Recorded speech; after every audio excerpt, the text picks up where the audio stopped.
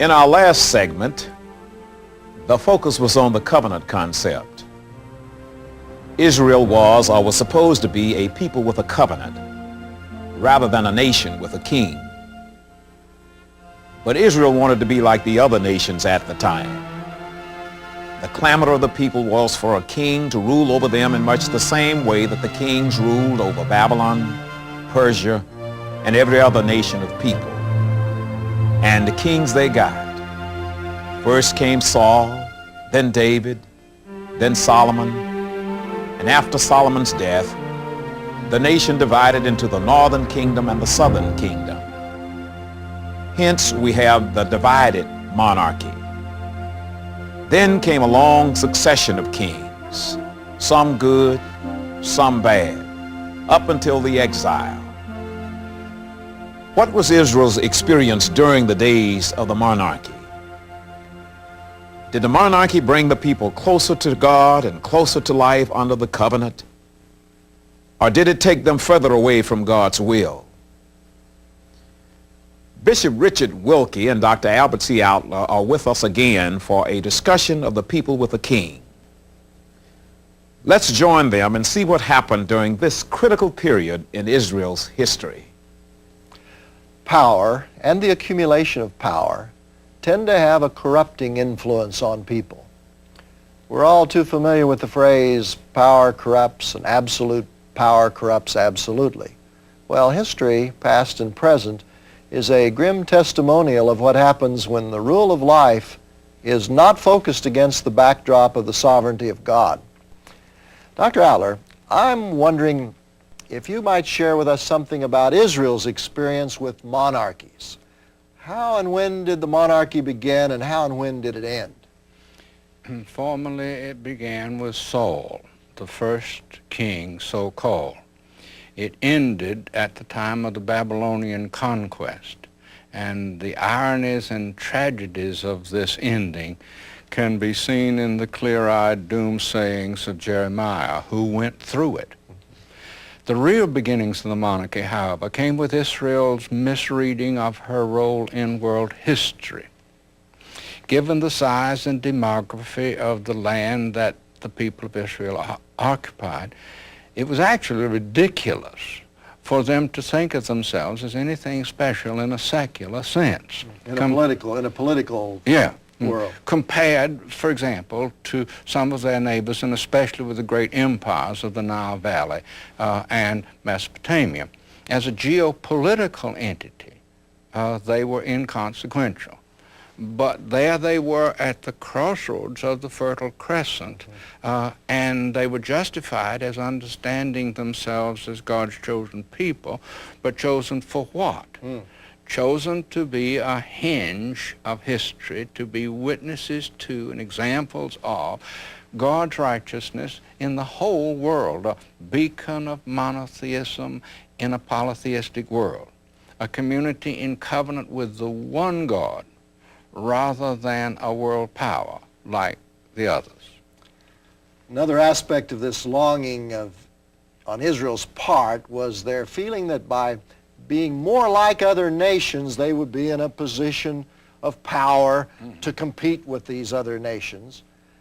From Israel's viewpoint, the Philistine iron weapons and the organizational principle of the king that other countries like the Philistines had, made those countries look superior to their soft bronze weapons and to their loosely structured confederacy of 12 tribes. They must have thought that a king would move them a step closer to international recognition, even though it was the exact opposite of the covenant concept, wasn't it? The people, of course, did get a monarchy. I recently was in Israel. Yeah.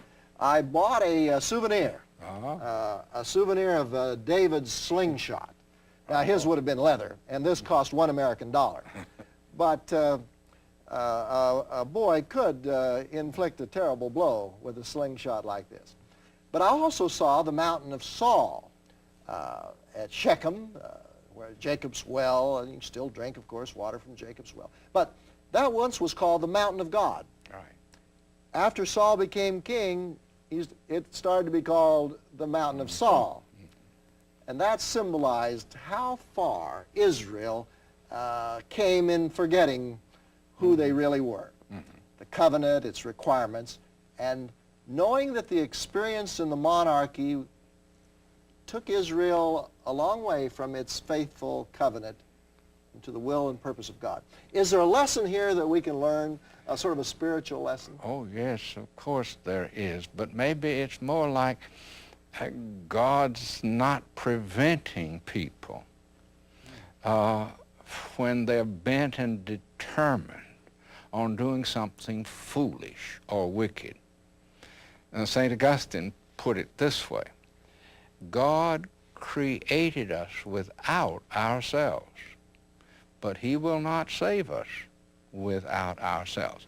Now, David was the best of all the kings, and if you look in all the historical books, 1st and 2nd Samuel, 1st and 2nd Kings, 1st and 2nd Chronicles, he looms up as the great king. But power went to his head, and he comes to a tragic end. Then Solomon succeeds him with some hanky-panky and brings the monarchy to its flowering. But from there on, it's roller coaster downhill. The Bible is quite clear about it. When David did right, the people flourished. And so we have those last words of David in Samuel 23, 1-5. Incidentally, Samuel 23 has a match in Samuel 22 to Psalm 18. They are nearly word for word and ought to be looked at together.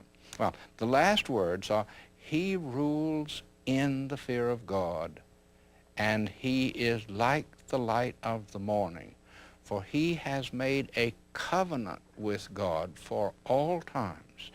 Its terms are spelled out, and if faithfully kept, he will be my whole salvation and all my delight.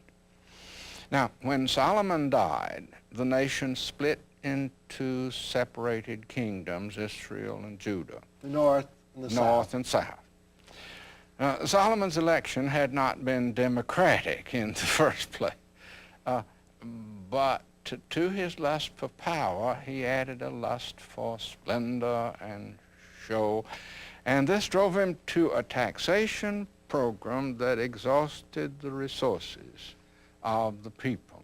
Here was a Bush League king of a geopolitical nonentity wrecking the economy of his little country in service of his vain ambition to be a big shot.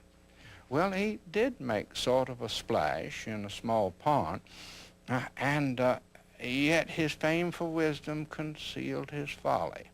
He did attract prominent visitors, and the Queen of Sheba. A big deal. Now, after Solomon, the story gets stylized. Each king is evaluated as good or bad according to the faithfulness or unfaithfulness of the monarchy to God and the covenant. And so God gives up on some of the monarchs. Rehoboam leads Judah to do what is wrong in the eyes of the Lord.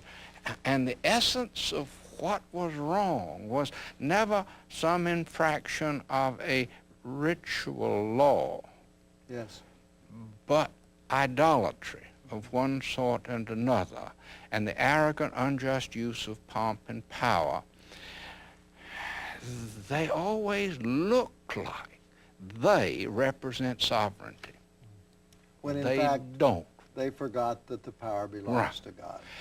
Grace looks vulnerable, but it turns out to be sovereign. Now that's odd, but it is true and has been true all along. Dr. Eiler, give us now a summary of what happened during Israel's history under the monarchy. How do we now read that particular period? We read it with an eye on the fluctuations and fortunes of these people in accordance with their attempts to obey the law and the covenant, and their temptation to break faith with the covenant again and again until this leads to their being exiled. But even then, the exile is not to be forever. Just until they learn their lesson.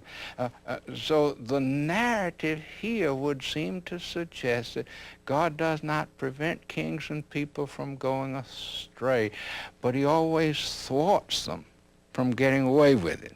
His kingdom of righteousness remains secure, and there's always hope, because God's mercy is over all his works, and it endures forever.